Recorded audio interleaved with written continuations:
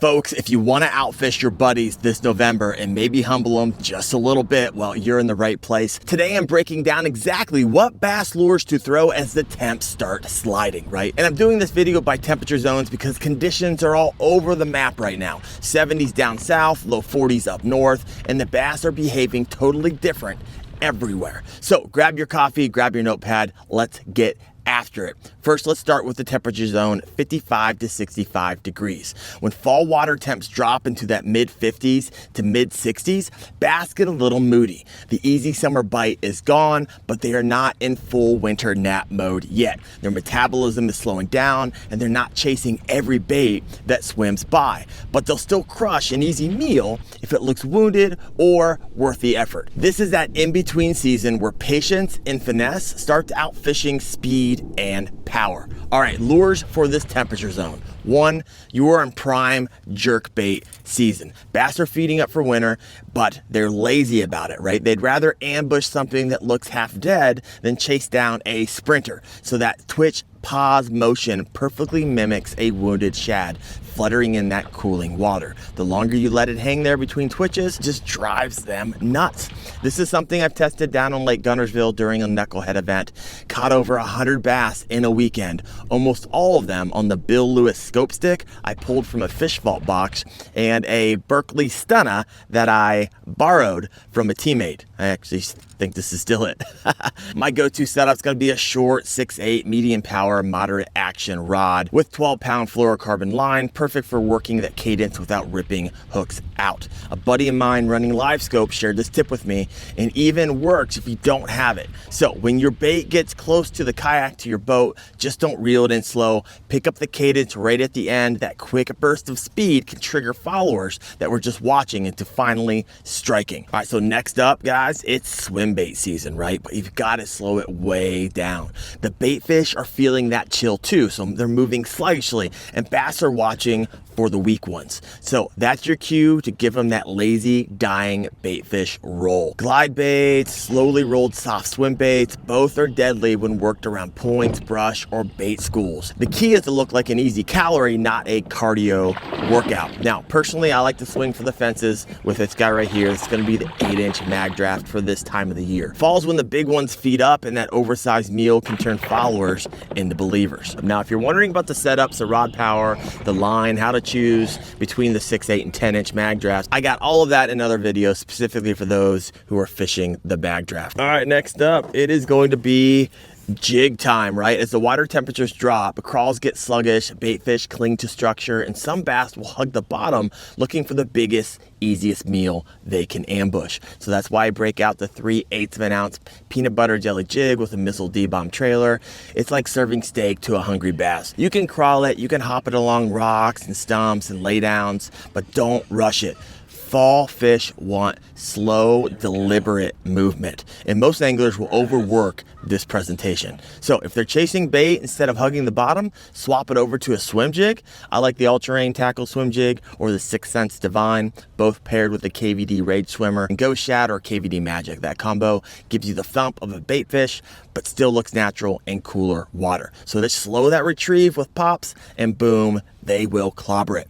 And the best part, fishing jigs are like fishing Legos, right? You can change the skirt, the trailer, the headway, and suddenly you've got a whole new presentation.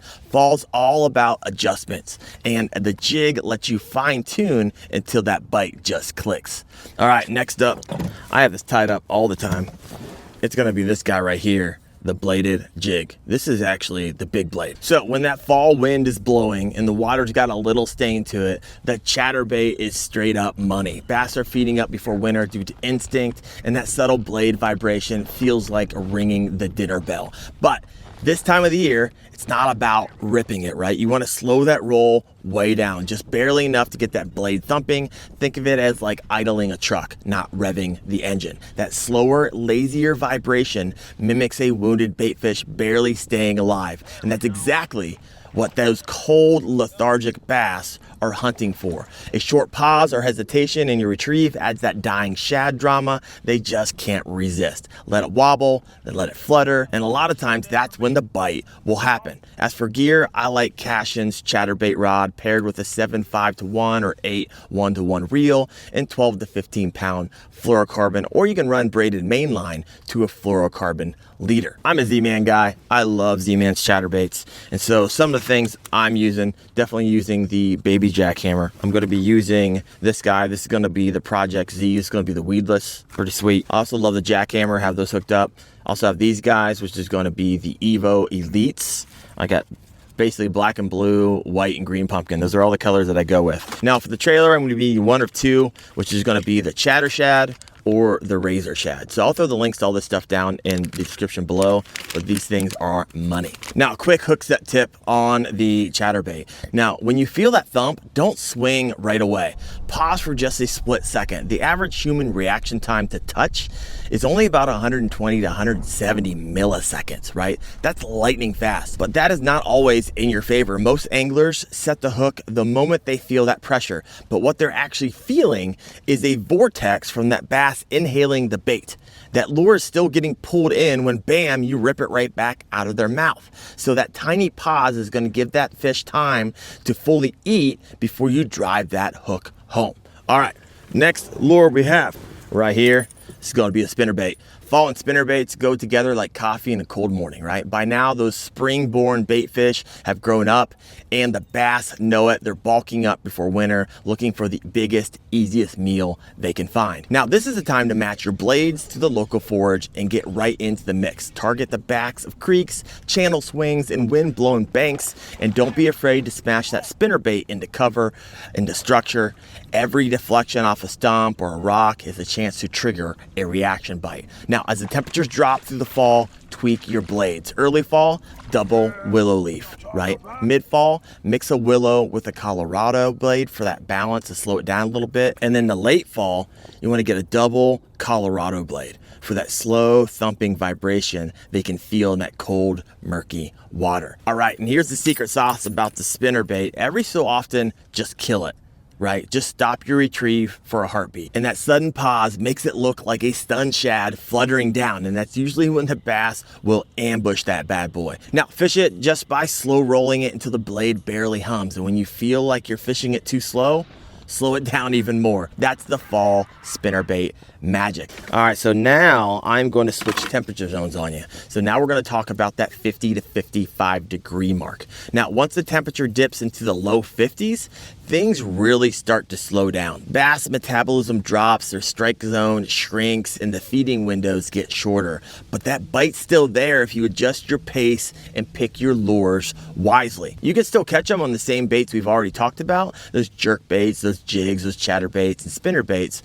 But this is where precision and patience really start to win. The buffet's closing, the bass aren't wasting energy on bad presentations. So this is officially blade bait season. Now, when the water cools and the shads start dying off, a vibrating piece of shiny metal suddenly becomes irresistible. Now, there are two main retrieves that will nail them on the blade bait. This is actually a pretty big blade bait. I have smaller ones. The first one's going to be the yo-yo, right? You throw it out, you rip it up and let it fall and flicker down like a wounded bait fish. Now also, if you see them on electronics and they're 20, 30 feet down, you can drop this and vertical jig it as well. Just pull it off the bottom and let it flutter, kind of like you were doing when you were yo-yoing. However, you're just vertically doing it. You're not casting out. These things excel in deeper water, right? Those steep drops, vertical structure, especially when fish are pinned tight to the bottom. Next up, this guy right here, the lipless crankbait. Now, if you like moving baits, the lipless crank is still in play, but you retrieve it like a blade bait, right? You can use a yo-yo retrieve, you lift it, drop it, flutter it to imitate that dying bait fish. And so that fall is when the flash and the vibration do most of the talking. Now, fun story, I once snagged the Berkeley war pig out of a brush pile and decided to give it a shot, and 3 casts later, landed a 19-inch bass. So if you're chunking a heavier 3/4 ounce version, bump up your line to a 20-pound fluorocarbon. But if the fish are finicky, downsize to get that better action and more sensitivity. I believe this guy right here is actually the Spro Aruka Shad 75. Also, a bass slayer. All right, 50 to 55, you can also use the spinner bait, still tied on, just slow that retrieve down even more. Use bigger double Colorado blades for extra thump, because in cold stained water, vibration is king. That flash still helps, but the feel of that pulse is what triggers those bites in 50 to 55 degrees. All right, next up is gonna be this guy right here. This is going to be the shallow crankbait or square bill. This isn't quite a square bill. It's still a little rounded, but good enough for me. Now, square bills are perfect search baits when bass push shallow in the afternoons. You want it hitting things, like rocks, stumps, laydowns. That erratic deflection is what triggers bites. If you're not occasionally snagging this up, you're not fishing it right, folks. Now, when the water temps slide toward the low 50s, think slow and deliberate. Make every bump, pause, and wobble look like a dying bait fish that's out of gas, right? That's the story that bass are looking to finish right there. Now, let's switch temperature zones once again to under 50 degrees. Once the water dips below 50 degrees, bass go into full-on energy conservation mode. Their metabolism tanks, their digestion slows, and they're not chasing much of anything. Instead, they hunker near the bottom or suspend around deep structure, waiting for something slow and easy to come by. And at this point, it's not about reaction bites, it's about patience and precision. If you still got open water, here's what earns bites when most folks have winterized their gear. Number one, still going to be that blade bait, but below 50 degrees, it becomes the confidence bait, right? That subtle vibration and the flash perfectly imitates a dying shad, which is exactly what is happening all over the lake right now. Just keep this one tied on as long as you can stand the cold. Slow lifts, slow drops, long pauses. Think finesse, not power. Also, this guy right here, swim bait, still works, but you got to have the patience of a saint, right? Forget the big flashy retrieves from early fall. This is a slow rolling season. Use smaller soft swim baits or subtle glide baits and barely turn the handle. And if that tail is just barely wiggling, you're doing it right. All right, next up, it's gonna be, these don't get a lot of fanfare, under 50 degrees, the jigging spoon. Right? This is your go-to for deep, cold bass. Grab a ½ ounce or an ounce spoon, go heavier for deeper water, and let electronics do the work. Find them before you drop. And once you're over the fish, drop it straight down, snap your rod tip a foot or two, and let it flutter on slack line. Now watch your line. Most bites are gonna happen on that fall. Now the spoon's flash and vibration create that micro turbulence the bass can feel through their lateral line. And guess what? The reason they eat this is the reason they eat all the other things right now, is because it looks like a dying bait fish. Also, I got for you under 50 degrees. Let me find it. Trying to find it. Now, when that spoon bite slows down, switch to this guy right here. This is going to be a finesse jig. Think small, 3/16 to 1/4 ounce. Light skirts, compact crawl, creature trailer, really tiny. The bass this time of the year want an easy meal with minimal movement. So use a medium power rod with a soft tip. I actually use my BFS setup. You do this so you don't rip the hook out of their mouth, because the gauge on that hook right there is super small. You're looking at like 6-pound test line for this delicate presentation. So clear water, this is gonna be your cleanup bait. Under 50 degrees, the theme is simple: slow, small, and subtle, right? Every vibration, every flutter, every pause has to look effortless, because for a winter bass, that's the only meal really worth moving for. All right, November warriors, there you have it. 7 proven lures and their fall variations to throw based on exact water temps, plus the science behind why bass actually bite them. And that wraps up my last monthly lure video for 2025, because let's be honest, my December version would just be me ice fishing here in Northeast Ohio, and nobody wants to see me freeze to death on camera. But hey, if you want to keep sharpening your fishing game over the winter, I'd love for you to join me on my podcast, Kayak Fishing Obsessed, every Tuesday night, 8:30 p.m. Eastern, where we talk gear, strategy, stories, and everything about fishing. Until then, stay warm, stay safe, and I'll start these back up in the spring. Thanks for watching, guys. See ya.